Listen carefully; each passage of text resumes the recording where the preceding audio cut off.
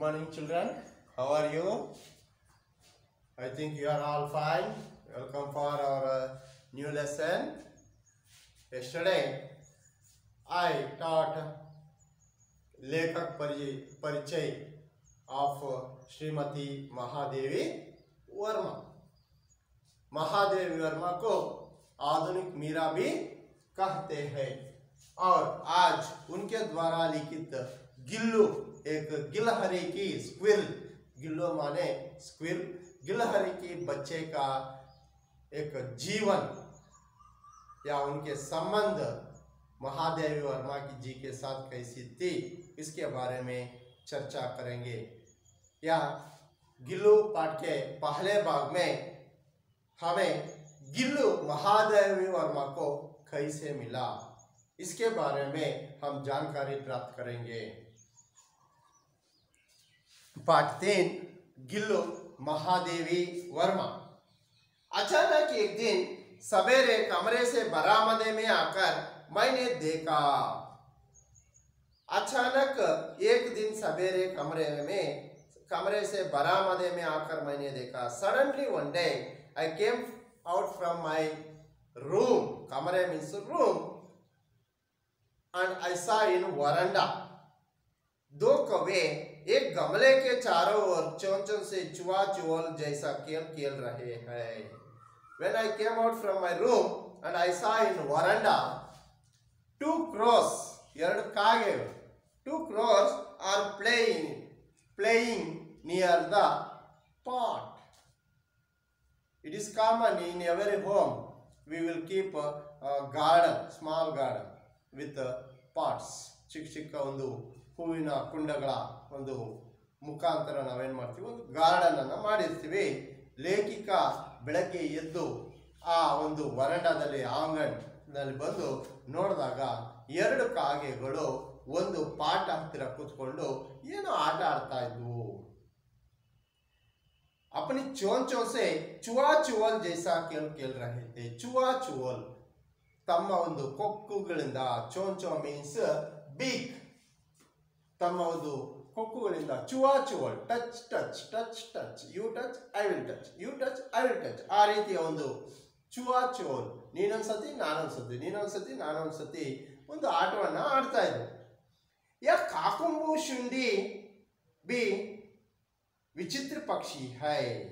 ಈ ಒಂದು ಕಾಗೆ ಬಹಳ ಒಂದು ವಿಚಿತ್ರ ಪಕ್ಷಿ. ಯಾಕೆ ವಿಚಿತ್ರ ಪಕ್ಷಿ?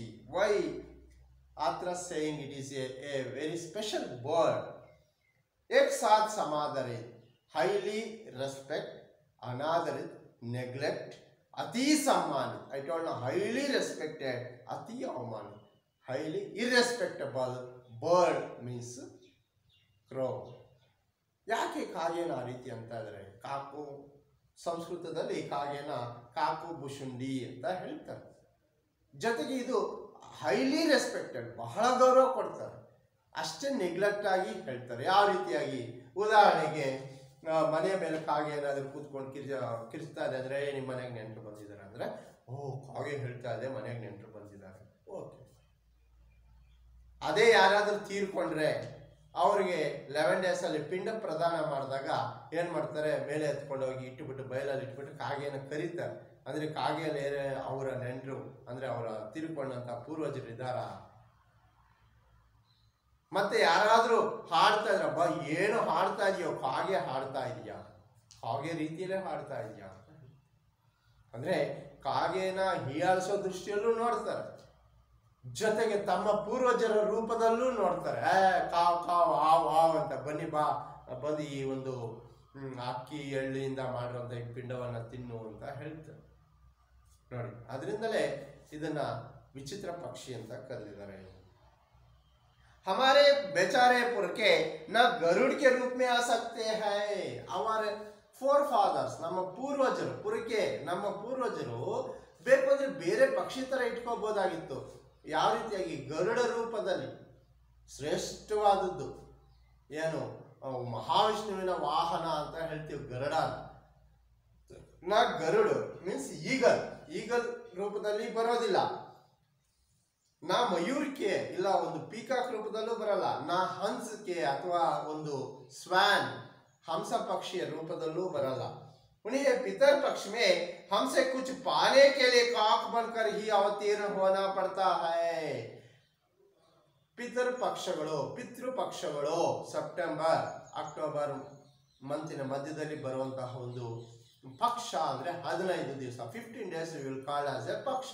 15 ದಿವಸ ಬರುವಂತಹ ಒಂದು ಪಕ್ಷಗಳಲ್ಲಿ ಈ 15 ದಿವಸದಲ್ಲಿ ನಾವು ಪಿತೃ ದೇವತೆಗಳನ್ನ ಅಂದ್ರೆ ನಮ್ಮ ಸೀನಿಯರ್ಸ್ ಅನ್ನು, ಅವರ್ ಫೋರ್ ಫಾದರ್ಸ್, ನಮ್ಮ ತಾತ ಮುತ್ತಾತಂದ್ರನ್ನ ನಾವು ನೆನೆಸ್ಕೊಳ್ಳುವಂಥ ದಿನಗಳು, ಆ ದಿನಗಳಲ್ಲಿ ನೆನೆಸ್ಕೋಬೇಕು, ಎಲ್ಲ ಕೆಲಸ ಬಿಟ್ಟು ಅವರನ್ನ ವರ್ಷಕ್ಕೆ ಒಂದು ದಿವಸ ಆದರೂ ನೆನೆಸ್ಕೊಳ್ಳಿ ಅಂತ।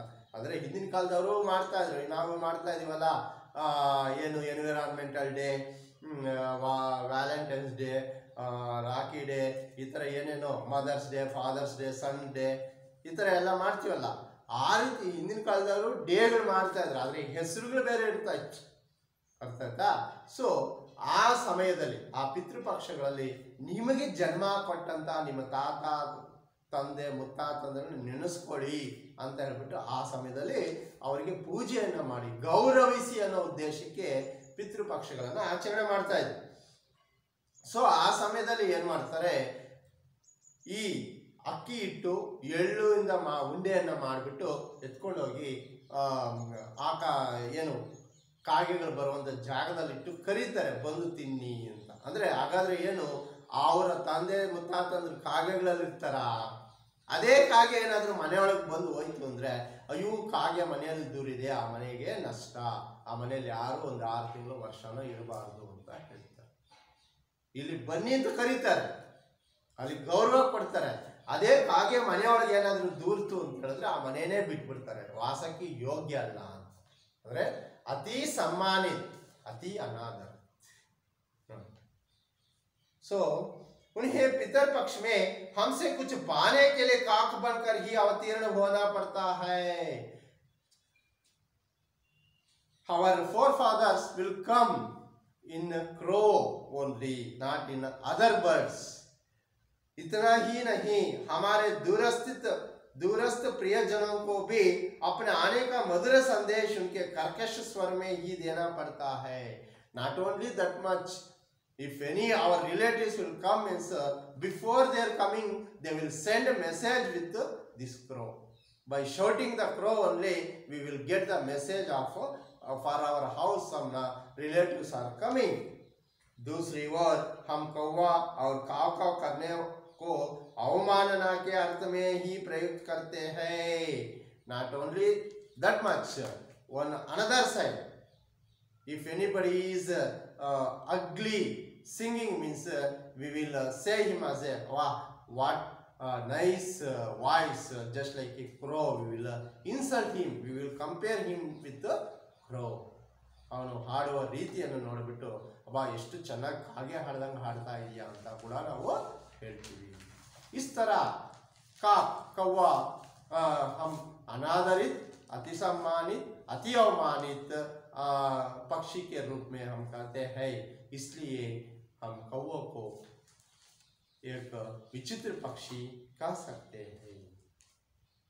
मेरे काक पुराण के विवेचन में अचानक बाधा आ पड़ी, क्योंकि गमले और दीवार की संधि में छिपे एक छोटे से जीव पर मेरी दृष्टि रुक गई। मेरे काक पुराण के विवेचन में, in my the story of crow, I one obstacle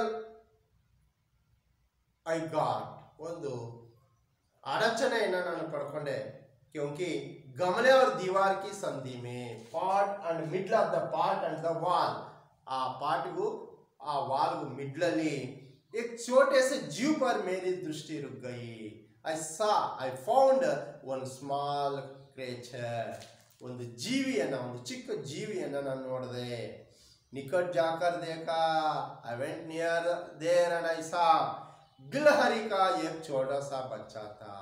It is a baby squirrel, जो संभवतः घोंसले से गिर पड़ा है और अब कौवे जिसमें सुलभ आहार खोज रहे हैं। जो संभवतः naturally it is very small baby, so it fell down on from the their nest to downside.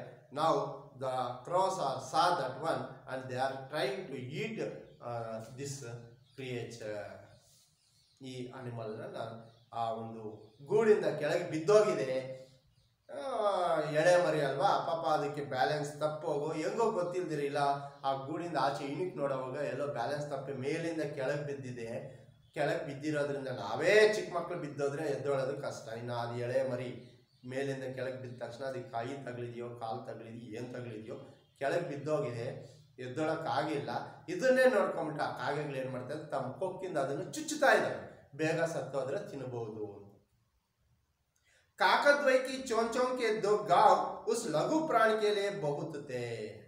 काकद्वय की चोंचों के दो गांव, the wounds of that two beaks of crow, it is very strong for it. ಅದಕ್ಕೆ ಬಹಳ strong ಗಾಯ ಜೋರಾಗಿತ್ತು. ಯಾಕಂದ್ರೆ ನಾವು ಅನ್ಕೊಳ್ಳೆ ಕೊಕ್ಕೆ ಆ ಕೊಕ್ಕಿಂದ ಎಷ್ಟು ಗಾಯ ಆಗುತ್ತೆ ಅಂತ, ಆದರೆ ಆ ಚಿಕ್ಕ ಪ್ರಾಣಿಗೆ ಆ ಕೊಕ್ಕಿನ ಗಾಯವೇ ದೊಡ್ಡದಾಗಿತ್ತು. आता वह निश्चय सा गमले से चिपका पड़ा था. पापा ಅದಕ್ಕೆ ಎದ್ದೋಳಾರ್ದಿರ निश्चय सा without shaking it is fell down in the middle of the pot and the wall. सबने कहा कौवे की चोंच का घाव लगने के बाद वह बच नहीं सकता. Everyone told when I went to save that creature, that animal, everyone told after hitting the beak of the crow it won't live. ಅದು ಬದುಕೋದಕ್ಕೆ ಸಾಧ್ಯ ಇಲ್ಲ. अतः इसे ऐसे ही रहने दिया जाए. Leave it as it is. It will die. Definitely it will die. Everyone said. But what she done, we will see in next class. Thank you.